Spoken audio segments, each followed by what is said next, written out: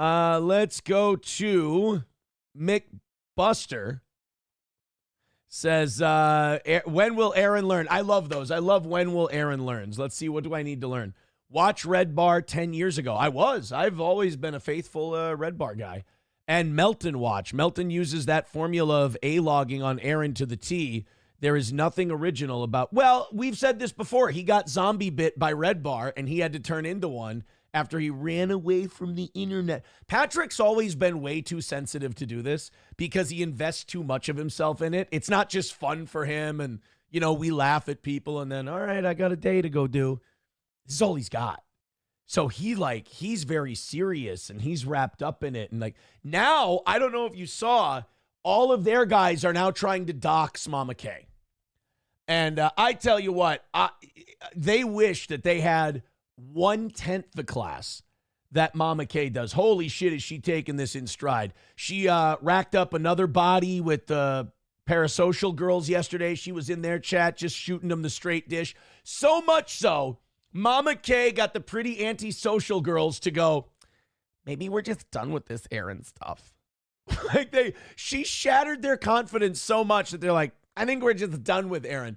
Girls, you understand. A, Daddy Melton's going to be very mad at you, and you're going to get some DMs if you're done with Aaron. Second of all, bye-bye to your audience, bye-bye to money. I'll tell you why. The only reason anyone's watching anything you do, it ain't your likable personalities. It ain't your matinee idol good looks. It's me. I'm the only reason anyone gives a shit about anything you do. I'm captivating. So Mama K was slicing them up. Obviously, she's already carved up Rekieta. Will Herron, you want to hear now, we've already told you what a piece of shit Will Herron is. And I know, 2 or 3 of you in chat are Jannies, and you're going to sweep it up no matter what. But one of these days, you're going to hear me and go, God damn, Imholt stacks so many W's, and he's right about so much shit. I can hate him, but he's right on the money. And that's totally fair. We can split the baby that way. But Will Herron took private information about Mama K's past. And I'm not going to repeat it here because I don't think that's right. I think that's a scumbag move. Will showed that he's basically a Walgreens film counter caliber guy. Actually, I might have to apologize to people who run a film counter at a Walgreens because he took private information she gave about her past and just kept feeding it to Nick. And then yesterday, Nick's using it and going she should. Basically, if Nick had said on YouTube what he was writing on Twitter yesterday, he'd have no channel today. Saying horrible shit about this woman, accusing her of stalking him, which she's not doing. She is covering a local news story from where she lives. Totally fine. And I had people go to my court stuff. I didn't mind at all. In fact, if the one fat guy who went to mine hadn't been staring out the window and trying to not make eye contact with me as I smiled at him, I would have went over and shook his hand and said, hey, how's it going, buddy? And then as soon as my plea deal got read in court, he stormed out. He was all mad. Buddy, it's not your life. You'll be okay. So Will Herron takes this private information he was using as a journalist that Kay confided in him, fed it to Nick, and now Nick's using it to try because she embarrassed him. And when a woman especially embarrasses Nick, oh my God, all he wants is he spends all day hoping they. And Nick doesn't understand the Streisand effect. He also doesn't understand that the more you struggle against that quicksand boy, the faster you're going to sink. So they're all kind of getting their comeuppance now. Will Herron has shown himself to be one of the biggest pieces of shit out there. And I'll say this, I called it second. Keanu drilled it from Jump Street. I think we all kind of owe Keanu an apology because she had Will Herron sniffed out like that. Like that. And now Will, you can tell Will's panicking. Will's in people's DMs. What do I do? What do I do? Will's losing his mind, throwing accusations at people. He's paranoid as all shit. And he should be. I'm glad, the fact that he's so emotional about this shows that I think deep down he knows he's up and he's a piece of shit. But hey, you back the wrong horse and you don't admit it. That's what happens. Will Warned you a long time ago. Another win for the toe. Turned out to be right. What do you do, kid? You'll figure it out next time. How's that Nick 1 tweet looking, by the way? And then, speaking of Keanu C. Thompson is getting the big interview with investigative journalist Gabe Hoffman. I don't know if you saw this, but old Gaberino, Thursday, June 12th at 9 Central, 10 p.m. Eastern, 9 Central, on Keanu C. Thompson's channel. I am scheduled to God, I'm hiccuping. I'm losing it today. I am scheduled to exclusively reveal the findings of my investigation concerning previously undisclosed serious allegations against Nick Rekieta. And then, of course, he's responding. Pants Maestro is panicking on Twitter because he's just a guy who watches this shit and just got wrapped up and took it too seriously. Pants Maestro is just in overtime. He's like the main, now that Will Herron's gone, Pants Maestro is pretty much the main sweeper. And he's just like, that smacks of reliability. You don't. Pants Maestro, if you're watching, buddy, and I know you are, why don't you just admit that you up? I don't get what it is with you people who are terminally online. None of it, like, it doesn't cost you anything to just go, oops, I look like a retard. I'm going to change course. Anytime, pal. Anytime. But I will say, for the rest of us, it's a lot funnier when you don't, because we just get to watch you circle the drain and spiral. Red Fox Mad with $4.99 says, why do the people that hate this show try and dox everyone that supports it?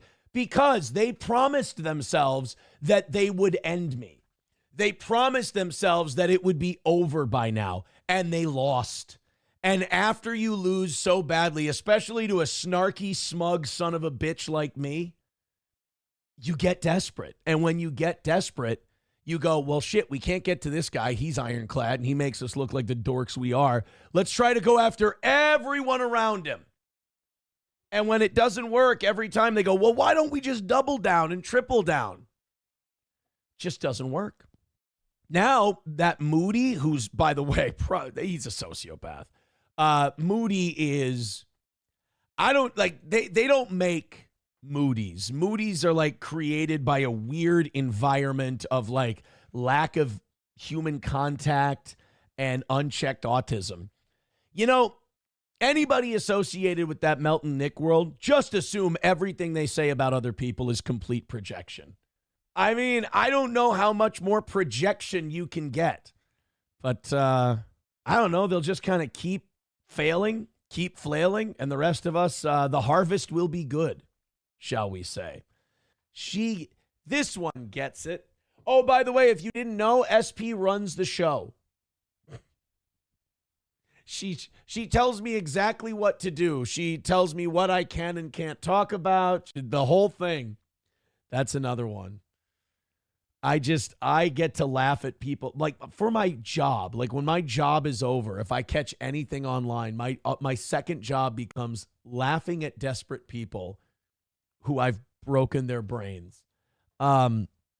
Nick was texting the other day. He's like, no, SP runs his whole show. She runs the whole thing. She tells him exactly what to say. I'm like, first of all, do you know, in the nearly 20 years I've been doing this, how many people have tried to tell me what to say and how many have succeeded?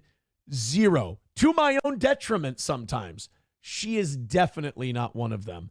I think somebody's life is falling apart and they need a scapegoat. Poor baby. Or Nick is just upset that when he tried to creep on SP and send her a bunch of DMs and she blocked him for being creepy when he said, "What's your story?"